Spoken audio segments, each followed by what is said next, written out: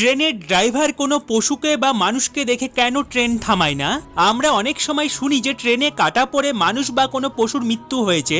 তাহলে প্রশ্ন, ড্রাইভার কেন তাদের দেখে ট্রেন থামায় না? এর পেছনের কারণ জানলে আপনারা চমকে যাবেন। কিন্তু তার আগে আপনার সুন্দর আঙুলটি দিয়ে চ্যানেলটি সাবস্ক্রাইব করে ভিডিওটিতে একটি লাইক করে দিন, কারণ আপনাদের সাবস্ক্রাইব আর লাইক করা আমাকে আরেকটি নতুন ভিডিও বানাতে মোটিভেট করে। ট্রেনের ড্রাইভার যদি সামনে কোনো পশু বা মানুষকে দেখে আর সেই সময় যদি ট্রেনের স্পিড কম থাকে, তাহলে ট্রেনের ব্রেক লাগিয়ে তাদের বাঁচিয়ে নেয়। কিন্তু যদি ট্রেনের স্পিড অনেক থাকে আর তখন ইমার্জেন্সি ব্রেক লাগিয়ে কোনো লাভ হবে না, কারণ 100 কিলোমিটার প্রতি ঘন্টা চলা ট্রেনটি যদি ইমার্জেন্সি ব্রেক চাপে, তবুও ট্রেন 800 থেকে 900 মিটার যাওয়ার পরেই পুরোপুরিভাবে থামবে, কিন্তু এতক্ষণে অনেক দেরি হয়ে যাবে।